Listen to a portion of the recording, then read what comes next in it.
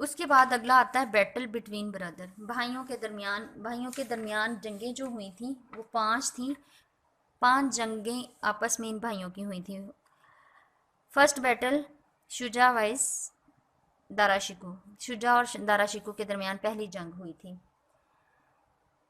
इस जंग में ये शुजा अपना लश्कर लेकर आगरा की जानब रवाना हुआ और बिला मुजम्मत बनारस पहुंच गया। दारा शिकू ने इस मुकाबले के लिए अपने बड़े बेटे को भेजा और फरवरी 1658 में बनारस के करीब ये मार्का हुआ और शुजा को इसमें शिकस्त हुई और वो बंगाल की तरफ भाग गया। पेज नंबर 52, इसमें second battle combined force of Aurangzeb Murad vice Dara शिकू। औरंगजेब और मुराद की जो इन दोनों ने मिल के दारा शिकू की फौज पर हमला किया। दारा शिकू के साथ मार्का दूसरा मार्का तय किया, मतलब सेकंड बैटल की। औरंगजेब और मुराद के ये कंबाइन जो आर्मीज थी इन्होंने मिलकर हमला किया और दोनों का लश्करों का मुकाबला जब हुआ तो दारा शिकू की फ़ौज को शिकस्त हुई, क्योंकि वो अकेला था और वो दोनों थे, तो इसलिए वो मैदान छोड़कर भाग गया। और इस तरह इनकी जो है औरंगज़ेब को अपनी फ़ौज में भी खूब ज़्यादा ताकतवर समझा जाने लगा और इससे इसका हुकूमती मरकज़ भी जो है वो बरकरार रह सका। Third battle second Aurangzeb between combined force of Aurangzeb and Murad with Dara शिकू। अब इन्होंने फिर मिल के तीसरी जो जंग थी वो औरंगजेब और मुराद की एक फौज थी और दारा शिकू के साथ इन्होंने दोबारा मुकाबला करने का सोचा। दारा शिकू जो है वो की फौज को शिकस्त देकर औरंगजेब और मुराद ग्वालियर पहुंचे और यहाँ से आगरा की तरफ चल पड़े। वो आगरा के करीब थे कि दोनों लश्करों का दोबारा आमना सामना हुआ। दारा शिकू ने अंधाधुंध गोलाबारी की, फौज को सख्त मजम्मत के बावजूद बड़ी हिम्मत से लड़ाई जारी रखी। जंग अरूज पर थी, दारा शिकू जख्मी हो गया। वो शदीद जख्मी हालत में जान बचाकर आगरा की तरफ पहुंच गया।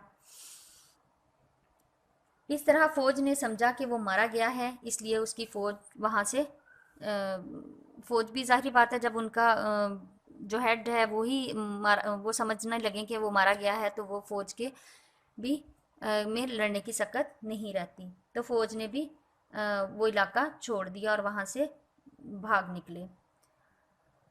इसके बाद यहाँ इन दोनों भाइयों ने आगरा पर कब्जा कर लिया और यहाँ की हुकूमत भी संभाली और यहाँ पर भी अपनी बादशाहत का ऐलान कर दिया।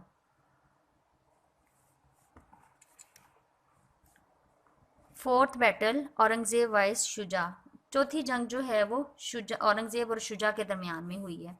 औरंगजेब और दारा शिकू के ताबन में मशगूल पाकर शुजा ने एक बार फिर किस्मत आजमाई का फैसला किया। मतलब उसने सोचा औरंगजेब तो दारा शिकू के साथ जंग में मगन है, तो उसने उसी दौरान अपनी एक आर्मी को मजबूत बनाया और उसके लिए जंग करने का इरादा किया और सोचा कि चलो मैं इसके साथ जंग करूंगा कि मुझे और ज़्यादा इलाके हासिल हो जाएंगे। वो एक लश्कर और उम्दा तोपखाने लेकर बंगाल से इलाहाबाद पहुंचा और आगरा की तरफ पेशकदमी की, क्योंकि इन दिनों वो लोग आगरा में थे। दारा शिकू वहां से भाग चुका था, इन लोगों ने आगरा पर हुकूमत कर ली थी। तो इसने इरादा किया कि चलो मैं आगरा जाके वहाँ उनके साथ जंग करता हूँ। लेकिन जनवरी जनवरी 1659 में दोनों भाइयों में लड़ाई हुई जिसमें शुजा को शिकस्त हुई। शुजा मशरकी बंगाल की तरफ भाग निकला शिकस्त के बाद। फिर fifth battle Aurangzeb vice Dara शिकू। पांचवी जंग जो है औरंगजेब और दारा शिकू के दरमियान हुई। शुजा और औरंगजेब की आपस की जो लड़ाई थी इससे दारा शिकू ने खूब तैयारी करने का उसको मौका मिल गया। जब इन दोनों भाइयों के ऊपर लड़ाई हो रही थी, दारा शिकू ने राजाओं को अपनी मदद की दरख्वास्त की। कुछ राजाओं ने उसकी मदद करने के लिए का वादा कर लिया, लेकिन जब मैदान जंग में दोनों अफवाज का, औरंगजेब और दारा शिकू की अफवाज का आमना सामना हुआ, तो कई राजाओं ने वादा खिलाफी की और उसकी उसका साथ देने से इनकार कर दिया। दारा शिकू को लड़ाई में शिकस्त हुई और मैदान छोड़कर भाग गया। बाद इज़ा उस पर मुकदमा चलाया गया और उसे कत्ल कर दिया, उसका मर्डर कर दिया गया। उसके बाद उसके बेटे ने अपने बाप का बदला लेने की कोशिश की, उसे भी गिरफ्तार किया गया और फिर उसके बाद कत्ल कर दिया गया। यूं औरंगज़ेब के मुकाबिल तख्त के तमाम दावेदार रास्ते से हटा दिए गए और अकेला औरंगज़ेब अकेला बादशाह बन गया। Students, next page number 54। Abul Muzaffar Muhiuddin Aurangzeb Alamgir 1658 AD to 1707 AD। Early life. इनकी अर्ली लाइफ के बारे में हम पढ़ते हैं, इब्तदाई हालात ज़िंदगी के बारे में पढ़ते हैं। औरंगज़ेब 1618 में पैदा हुआ। ये शाहजहाँ का तीसरा बेटा था। औरंगज़ेब की इब्तदाई तलीम और तरबियत बहुत अच्छे अंदाज में उलमाए कराम के ने की। उसे अरबी फ़ारसी लैंग्वेजेस पर भी अबूर हासिल था। हिंदी, तुर्की ये ज़ुबानें भी इसको सिखाई गई थी। शमशीर ज़नी में इसे बहुत ज़्यादा आर्ट ऑफ वॉर में एक्सीलेंट परफॉर्मेंस थी इसकी। शाहजहाँ औरंगज़ेब की काबिलियत और सूझबूझ का कायल था। वो ज़ाती शख्सियत के एतबार से एक मजबूत इंसान था। इन्हीं खूबियों के बायस शाहजहाँ की अलालत के दौरान, बीमारी के दौरान तख्त नशीनी की जंग में औरंगज़ेब कामयाब हुआ। उसने हिंदुस्तान का तख्त संभाला और बादशाह के मनसब को एक मुकद्दस अमानत समझता था। तमाम काम जो हैं अपने कामों के लिए अपने आप को अल्लाह के सामने जवाबदेह जानता था। मतलब उसका ये था कि ये तख्त जो है मेरे पास एक अमानत है और इन तमाम का हिसाब मैंने अल्लाह को देना है, अल्लाह के सामने जवाबदेह होना है। शाही खजाने को वो कौम की अमानत समझता था। वो बहुत मेहनती और फ़र्शनास था। औरंगज़ेब हज़रत मुजद्दद अली फ़सानी की तालीमात से भी बहुत ज़्यादा मुतासिर था। इसी वजह से इस्लामी मुआशरे के क़याम के बारे में उसने अहम इक़दामात किए। नेक्स्ट पॉइंट जो है, different stages and problems in the age of Aurangzeb. इसकी ज़िंदगी में जो दौर आए हैं और कौन से मराहिल हैं और कौन से मसाइल हैं उनके बारे में अब हम पढ़ते हैं। नंबर 1 जो है, पहला दौर उसका फर्स्ट पीरियड 1658 AD टू 1681। इस दौर में क्या हुआ था कि जिसमें औरंगज़ेब शुमाली हिंदुस्तान के मसाइल में मसरूफ़ था। शुमाली नॉर्दर्न इंडिया का जो इलाका था उसके मसाइल हल करने की कोशिश कर रहा था। सेकंड पीरियड 1682 टू 1707, ये इसका दूसरा दौर था। इस दौर में औरंगज़ेब की दिलचस्पी का मरकज़ जनूबी हिंदुस्तान में दक्कन का इलाका था। साउथर्न इंडियन में दक्कन का जो इलाका था वो उसकी दिलचस्पी का मरकज़ था। औरंगज़ेब के दौर में मुगलिया सल्तनत बहुत वसी थी और इसमें बहुत ज़्यादा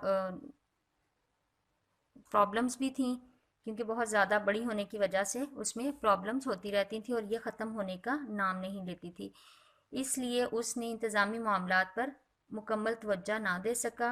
औरंगज़ेब के दौर में दुश्मन ने कई इलाकों पर कब्ज़ा भी कर लिया था।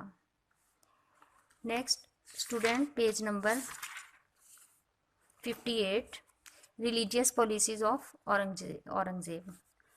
औरंगज़ेब की जो मजहबी पॉलिसीज़ थी उनके बारे में मैं आपको बताती हूँ। औरंगज़ेब ने इक़्तिदार में आने के बाद काफ़ी अरसा तक अपनी राया में मुख्तलिफ़ मज़ाहिब के लोगों के साथ कई किस्म की तमीज़ रवा रखी। ताहम आहिस्ता आहिस्ता उसने एक रासुकुल अकीदा मुसलमान की हैसियत से दर्जा इक़दामात ज़ाहिर किए, जिसमें नंबर 1 था, औरंगज़ेब ने शाही दरबार में म्यूज़िक को ख़त्म करने, म्यूज़िक पर बैन लगा दिया। नंबर 2, गैर मुस्लिम पर टैक्स जजिया नाफज कर दिया गया। जजिए के नफाद इससे पहले करीबन 1 सदी तक कामुल अदम रहा, मतलब उनसे नहीं लिया जाता था जजिया। तमाम बदइनवान लोगों को मुलाजमत से हटा दिया गया, डिसमिस्ड कर दिया गया। अकबर के दौर में हर बादशाह हर रोज़ जरूका दर्शन दिया करता था। इस रस्म को ख़त्म किया, मतलब बादशाह के सामने आके झुकता था, उसको इसने ख़त्म किया। औरतों के मज़ारों पर जाने पर बिल्कुल पाबंदी लगा दी। नंबर 7, औरंगज़ेब ने एक मुहतसिब आला मुकर्रर किया जो इस्लाम और दूसरे मज़ाहब के बारे में लोगों के रवैयों और नज़रियात पर कड़ी नज़र रखता था। ठीक है। Next, status of Aurangzeb in the history of the sub continent. सब कॉन्टिनेंट में औरंगज़ेब का क्या किरदार है, मुकाम क्या है। औरंगज़ेब बहुत ज़्यादा इसको बहुत अहम मुकाम हासिल हुआ है हिस्ट्री में। ये बहुत इंटेलिजेंट था, बहादुर था, ज़हीन था, परहेजगार था और मेहनती होने के साथ साथ फर्शनास हुक्मरान भी था, हाफ़िज़ कुरान भी था। उसने अपनी निगरानी में इस वक्त का जैद-उल-उलमा इकराम से फ़िक़्ह की एक ज़ख़ीम किताब तैयार करवाई जिसे इसने अपनी हुकूमत का दस्तूर अमल भी बनाया था। औरंगज़ेब ने अपने निज़ाम सल्तनत की तरफ भरपूर तवज्जो दी और बादशाहत को वो अल्लाह ताला की इमानत समझता था। वो एक आदिल हुक्मरान था, मज़लूमों की फरियाद को गौर से सुना करता था। Page number 59। औरंगज़ेब बादशाह होने के बावजूद बड़ी सादा ज़िंदगी गुजारता था।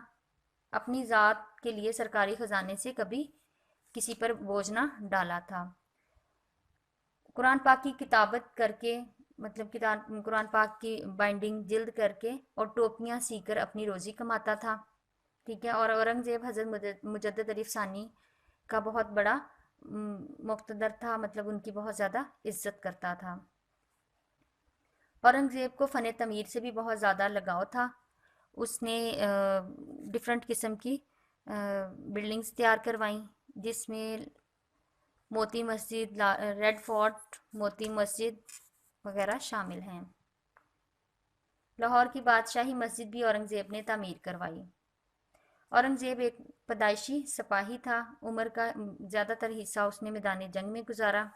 बहुत बहादुर था, इंसाफ पसंद था। मुगलिया बादशाहों में औरंगज़ेब बादशाह का कोई सानी नहीं है। औरंगज़ेब आलमगीर 50 साल हुकूमत करने के बाद 90 साल की उम्र में 1707 में उसकी वफ़ात हुई। ओके, जज़ाकल्लाह। क्लास रीडिंग को गौर से सुने और इसके बाद आपसे कोई क्वेश्चन भी किए जा सकते हैं और ये जो अंडरलाइन लाइंस की गई हैं उनको आपने याद करना है और क्विज़ में पूछी जा सकती हैं। क्विज़ में भी इनके क्वेश्चंस बनाए गए हैं। जज़ाकल्लाह। अल्लाह हाफिज़।